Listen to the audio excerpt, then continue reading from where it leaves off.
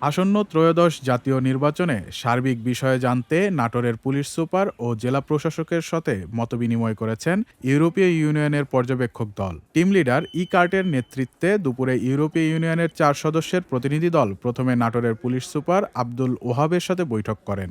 Long-term election observation mission, and today we are in Natore, and we are going to meet DC. And there is some fact sheet for you guys, so you can learn more about our mission. পরে তারা জেলা প্রশাসক আসমা শাহিনের সাথে রুদ্ধদ্বার বৈঠক করেন। আলোচনার বিষয়ে বিস্তারিত ব্যাখ্যা করেননি প্রতিনিধিরা।